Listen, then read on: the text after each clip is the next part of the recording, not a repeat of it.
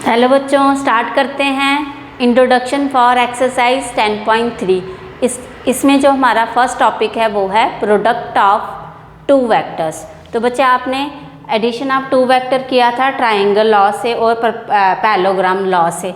तो हमारे पास जो प्रोडक्ट ऑफ टू वेक्टर आएगा वो हम करें एक एंगल के हेल्प से। यहाँ पे हमारे पास ए वेक्टर है और ये आपके पास बी वेक्टर है, ठीक है। बीच में इन्होंने एक एंगल बनाया थीटा, ठीक है, मतलब वो हमारे पास क्या है, कॉस थीटा। ओके बेटा, अब आपके पास dot product of A and B जो है वो आएगा बेटा magnitude of A, magnitude of B और आएगा कॉस थीटा, ठीक है। क्लियर है, ये आपके पास आ जाएगा dot product of two vector. अब हमारे पास ये जो नंबर आएगा वो कौन सी फॉर्म में आएगा, स्केलर फॉर्म में, ठीक है। आपके पास ये जो नंबर आएगा स्केलर फॉर्म में आएगा। ओके, अब आप देखिए इसकी ऑब्जर्वेशन। फर्स्ट हमारे पास ये दिया गया है जो ए और बी हैं आर रियल नंबर्स। क्या आएंगे ये आपके पास, रियल नंबर्स, ठीक है बेटा। सेकंड आपके पास ए परपेंडिकुलर बी जब होगा, मतलब कि हमारे पास इस तरह से वेक्टर आएंगे, एक ए वेक्टर है और ये बी वेक्टर है। तो यहाँ पे जो एंगल बनेगा वो क्या बनेगा, 90 डिग्री, ठीक है। मतलब ये कॉस 90 हो गया। कॉस 90 की वैल्यू क्या होती है आपके पास, ज़ीरो। क्या होती है, ज़ीरो। तो इन दिस केस हमारे पास ये जो आपके पास डॉट प्रोडक्ट आएगा इन दो वेक्टर का, अगर ये होल ज़ीरो हो गया बेटा, 90 अगर ये एंगल आपका ज़ीरो हो गया तो ये होल फंक्शन ज़ीरो हो गया, तो आपके पास डॉट प्रोडक्ट क्या आएगा, इसका ज़ीरो आएगा। थर्ड केस में आपके पास है, इन केस हमारे पास ए वेक्टर जो है इक्वल है किसके, बी वेक्टर के। ओके, अगर ए और बी वेक्टर दोनों इक्वल हैं, ठीक है बेटा, इक्वल इन द सेंस जैसे आपके पास ये ए वेक्टर है, इसी के ऊपर लाई कर रहा है आपका बी वेक्टर भी। ओके, तो मतलब दोनों का डायरेक्शन सेम है, मैग्नीट्यूड सेम है। तो इस केस में हमारे पास क्या आएगा, ए का डॉट प्रोडक्ट ए से, तो मैग्नीट्यूड ऑफ ए दोनों का, ठीक है, मैग्नीट्यूड का क्या हो जाएगा, square. Magnitude of A vector का क्या हो जाएगा, वो स्क्वायर हो जाएगा, ठीक है। अब फोर्थ कंडीशन में हमारे पास क्या आएगा, यहाँ पे हमारे पास अगर फोर्थ कंडीशन में इन केस हमारे पास जो थीटा है, यहाँ पे हमारे पास थीटा क्या हो गया, ज़ीरो हो 90 है, ठीक है। 90 मतलब परपेंडिकुलर है तो 90 हुआ। अब इन केस थीटा हमारे पास पाई दिया गया है, तो ये कॉस पाई, कॉस पाई की वैल्यू पता है आपको, -1।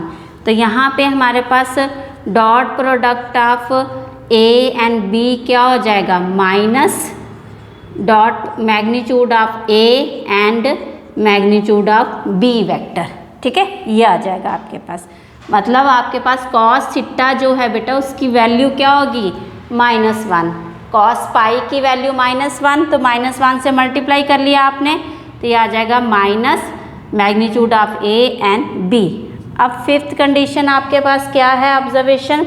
जब आप ए और बी वेक्टर को डॉट प्रोडक्ट करेंगे, ए एंड बी वेक्टर का डॉट प्रोडक्ट आपने किया, ठीक है, ले लेते हैं x1 i cap plus y1 j cap plus z k cap 1, ठीक है। अब b जो वेक्टर है आपका वो ले लेते हैं आप, b वेक्टर है x2 i cap plus y2 j cap plus z2 k cap, ये आ गया आपके पास। अब जब आप इनका डॉट प्रोडक्ट करेंगे, x1 i कैप ये तीनों नंबर के साथ मल्टीप्लाई होगा, मतलब जो आपके पास वेक्टर b दिया गया है इसके तीनों जो आपके एलिमेंट है तीनों के साथ मल्टीपल होगा ये, ठीक है। तो जब बेटा मल्टीपल करेंगे तो हमारे पास एक तो फॉर्म ये आएगी i कैप, ठीक है, फिर एक आएगी j कैप, एक आएगी k का मल्टीपल। ओके, ये तो हो जाएगा आपका 1 के इक्वल, ठीक है बेटा, ये किसके इक्वल हो जाएगा, 1 के इक्वल। ओके, बट बेटा जब आपके पास जो x i कैप है y2 के साथ जब मल्टीपल होगा, आई जे हो जाएगा, आई के हो जाएगा, ठीक है। हमारे पास आ जाएगा आई जे, फिर है आपके पास जे के, फिर है आपके पास के आई, ठीक है। ये आ जाएगा 0 के इक्वल। क्यों? क्योंकि आपने 3 डायमेंशनल प्लेन में जब आपने देखा था पोजीशन ऑफ वेक्टर, तो यहाँ पे x y z है, ये जो है आपस में ये क्या होते हैं, परपेंडिकुलर होते हैं। तो मतलब यहाँ पे आपके पास cos जो है 90 डिग्री एंगल बनाता है, तो इट मीन्स ये जो वेक्टर है एक दूसरे के ऊपर परपेंडिकुलर हैं, तो ये आपको क्या देंगे, 0, ठीक है। आपके पास यहाँ पे cos जो है वो क्या हो जाएगा, 0 हो जाएगा। एंगल थीटा जो है आपके पास 0 हो जाएगा, इसलिए इनका जो डॉट प्रोडक्ट है आई जे के एल का, के आई का, सॉरी, 0 हो जाएगा, ठीक है। तो इसलिए आपके पास ये नंबर जो है मल्टीपल करके 1 आते हैं, तो इनका जो आंसर आता है वो आपके पास क्या आता है, स्केलर फॉर्म में आता है, ठीक है। Only single number, real form बोलो या स्केलर फॉर्म बोलो, ठीक है। ये आ गया। अब नेक्स्ट आपके पास है एंगल। आपको एंगल फाइंड करना है, तो एंगल कैसे फाइंड करेंगे, अब आपके पास यही जो है आपके पास टर्म, ठीक है, इसी से आप एंगल फाइंड करेंगे। तो आप प्लीज़ इसको नोट कर लीजिए। चलिए,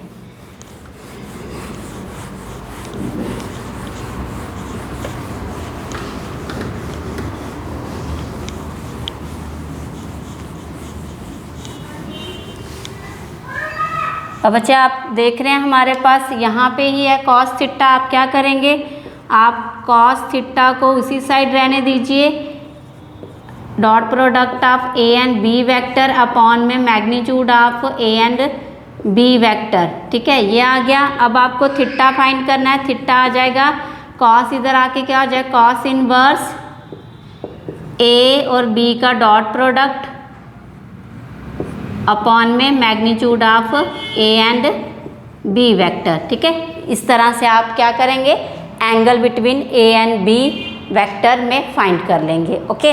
अब आपके पास है next projection of vector, projection of a vector. अब ये क्या है आपके पास प्रोजेक्शन ऑफ वेक्टर,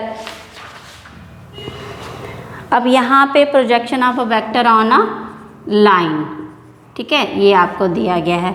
अब बच्चे यहाँ से ये हमारे पास एक लाइन है नीचे, ये ए और बी एक डायरेक्शन दी गई है ए वेक्टर की, ठीक है। अब यहाँ पे आप ये ले लीजिए ए सी एक लाइन है, एल लाइन, ओके बेटा। ये ए वेक्टर की जो प्रोजेक्शन है वो ए सी लाइन पे पड़ रही है आपके पास, ओके बेटा। आपके पास क्या हो रहा है, ये ए सी लाइन पे आपके पास प्रोजेक्शन पड़ेगी किसकी, ए बी लाइन की जो प्रोजेक्शन है किस पे पड़ रही है, ए सी लाइन पे पड़ रही है आपके पास, ओके बेटा। अब यहाँ पे भी आपके पास एक एंगल फाइंड होगा, ठीक है, थीटा, ओके। तो यहाँ पे जो प्रोजेक्शन ऑफ वेक्टर है ऑन अ लाइन, इसको आप कैसे सॉल्व करेंगे, इसके लिए आपके पास फॉर्मूला है। तो आपके पास ये आ जाएगा, अगर आपको पूछा जाएगा फाइंड द, आपको पूछा जाएगा बेटा projection of vector A on vector B, ठीक है। आपको क्या पूछा जाएगा, projection of vector A on projection of vector B. इसके लिए सिंपल फार्मूला आ जाएगा, वेक्टर ए मल्टीप्लाई में यूनिट वेक्टर ऑफ बी। तो यूनिट वेक्टर ऑफ बी आपके पास क्या होता है, वेक्टर ए लिखेंगे, यूनिट वेक्टर मतलब वेक्टर अपॉन में मैग्नीट्यूड ऑफ उसी वेक्टर का, ठीक है। इस तरह से आप क्या फाइंड कर लेंगे, projection of vector A on a vector B, ठीक है। इस तरह से आप इसको फाइंड कर लेंगे। तो this one is the formula for projection of vector A on projection of B, okay बेटा। हो गया ये आपके पास। अब आपके पास इसके भी कुछ ऑब्जर्वेशन दी गई हैं, ओके, तो वो भी आप नोट कर लीजिए। इन केस हमारे पास बोला जाए, अगर हमारे पास यहाँ पे भी क्या है, थीटा इज इक्वल टू 0 दिया गया है, ये वाला थीटा जो है आपके पास 0 हो जाता है, मतलब अगेन आपके पास ए वेक्टर की ओवरलैपिंग होगी किसके ऊपर, बी वेक्टर के ऊपर, ओके। तो हमारे पास क्या आ जाएगा यहाँ पे,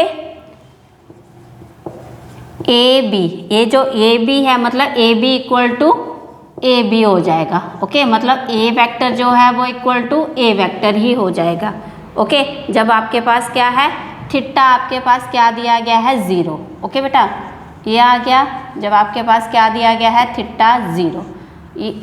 और नेक्स्ट फर्स्ट ये ले लीजिए, सेकंड ये आ गया, थर्ड जब आपको थीटा क्या दिया गया है, पाई, तो अगेन हमारे पास क्या हो जाएगा, नेगेटिव। तो हमारे पास ए बी जो है वो क्या आ जाएगा, नेगेटिव ए बी। अब इसी को पॉजिटिव करने के लिए आप क्या करेंगे, डायरेक्शन चेंज कर लेंगे, तो बी ए के इक्वल हो जाएगा ये। ठीक है, ओके। अब आपको बोला जा रहा है थीटा जो है आपके पास 90 है और मल्टीपल ऑफ 90 है, तो हमारे पास जो ए बी वैक्टर है वो भी क्या हो जाएगा, अगर थीटा क्या है आपके पास π/2 और 3π/2, तो हमारे पास ए बी जो है वो क्या हो जाएगा, 0 के इक्वल हो जाएगा। ठीक है बेटा, वो क्या आ जाएगा, हमारे पास 0 वेक्टर हो जाएगा। ठीक है, आई होप आपको इसकी इंट्रोडक्शन क्लियर हो गई होगी। अगर हो गई है तो please like share and subscribe my YouTube channel. Thank you.